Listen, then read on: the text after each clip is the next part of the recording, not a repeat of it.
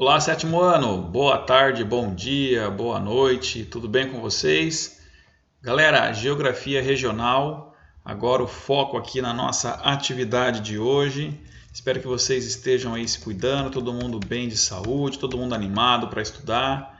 Galera, pega o material então, caderno de novo 2, né? Volume 2 da REME, Geografia Regional. Atividade passada, lembra? Fizemos ali a construção de um gráfico com base no texto, na tabelinha que nós temos, e aí vocês deveriam responder as questões que viriam logo em seguida, não era isso? Então, vamos lá. Deixa eu colocar aqui para nós. Seria então a construção da tabela, né? Ficou só para fazer a tabela na aula passada, eu expliquei para vocês a evolução.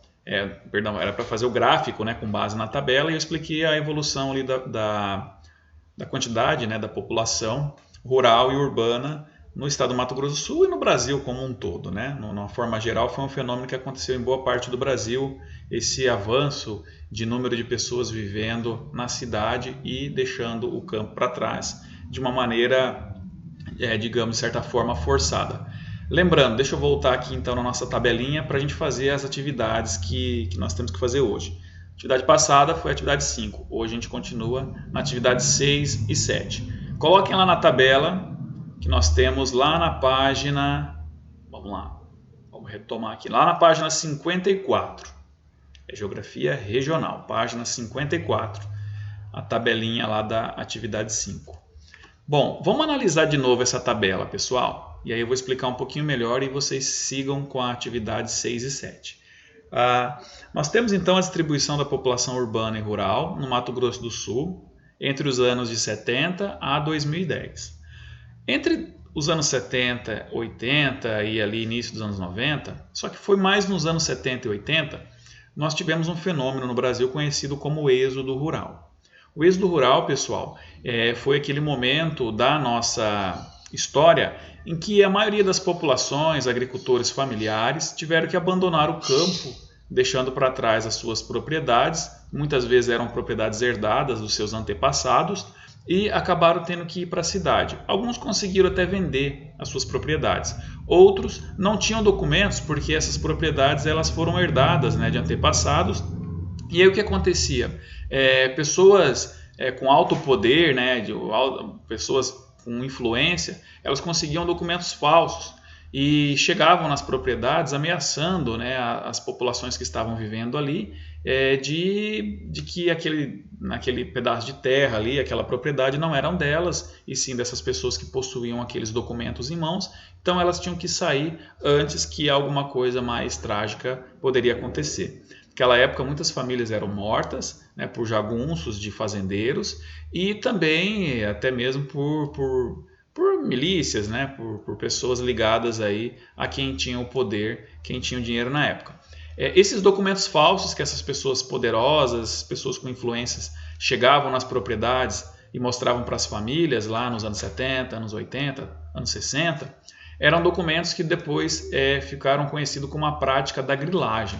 Essa prática da grilagem, ela consistia em colocar os documentos mesmo falsificados em caixinhas com alguns grilos, e aqueles grilos ali, né, eles acabavam pisoteando, defecando, enfim, até mesmo comendo um pedaço do papel e dando assim características antigas desses documentos, características verídicas, que eram documentos já antigos, né? Então, era feita toda essa maracutaia para expulsar a população das suas propriedades. As cidades nessas épocas elas estavam em pleno vapor ali de instalação de algumas fábricas. A indústria brasileira ela começa a ter o seu auge a partir dos anos 50. Então as cidades começam a necessitar de mão de obra, de pessoas para trabalhar nas fábricas, principalmente nas linhas de produção, onde as pessoas ficam horas e horas em pé fazendo aquele trabalho robótico, né? Colocando às vezes uma pecinha num determinado lugar e aí o produto segue numa esteira que a gente chama de linha de montagem para outro funcionário colocar uma outra pecinha e por aí vai. Então isso começou a acontecer no Brasil, principalmente a partir dos anos 50. Então, aliado a isso, começou também a chegar tecnologia no campo. Máquinas, implementos, todo esse tipo de tecnologia acaba tirando a necessidade de muita mão de obra braçal que a agricultura no Brasil dispunha na época. Então, todo esse caldeirão de coisas acontecendo, a população acaba indo para as cidades perdendo as suas propriedades, perdendo ali um pouco da sua história, do seu enraizamento, dos seus conhecidos, dos vizinhos, né? Porque as pessoas moravam no campo, mas ela tinha a vizinhança, os familiares que eles estavam acostumados. E você vê como é triste também essa parte histórica do Brasil. Então, alguns conseguiram vender a propriedade, outros acabaram com medo, deixando para trás para quem trazia os documentos de forma irregular, né, a grilagem, e ia para a cidade. E aí não tinha dinheiro, não tinha uma boa capacitação educacional, e aí acabava trabalhando então nas linhas de montagem no início que pagavam mal, né, ainda hoje pagam mal pra caramba. E aí essas pessoas acabavam, né, tendo que morar em lugares despreparados para a pessoa viver de uma forma mais humana. E isso acaba dando origem a algumas periferias de formas precárias e algumas favelas que permanecem aí por décadas recebendo pessoas e não recebendo políticas públicas, né? Recebiam políticos com promessas de melhoria dessas favelas, dessas periferias que estavam nascendo, mas não recebia depois as políticas públicas para melhorar esses lugares. Não recebiam asfalto, água tratada, não recebiam esgoto canalizado, tratado, não recebia segurança dia e noite, iluminação pública, não recebia nada disso.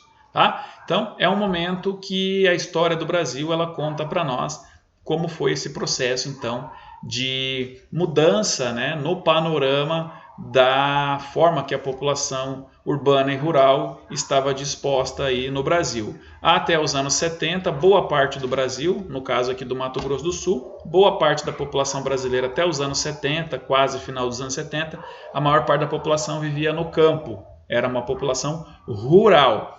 A partir dos anos 80, isso muda. A população do Mato Grosso do Sul e boa parte de regiões do Brasil, ela começa a se tornar uma população urbana. A maioria da população vai viver então nos centros urbanos, nas cidades. E isso a gente vê aqui nessa tabela. Nos anos 70, a população urbana do Mato Grosso do Sul, ela representava 45,25% da população, anos 70. E a população rural, nessa mesma época, representava, olha só, mais da metade da população. 54,75% da população do Mato Grosso do Sul habitavam a área rural. Nos anos 80, olha lá, dos anos 80 para os anos 90, isso vai ter uma inversão. A população ela vai sair do campo e vai para a cidade. Boa parte, lembrando, é expulsa, ela vai contrariada. Ela não vai com a vontade que ela teria de ir. Ela foi forçada, ela foi muitas vezes enganada.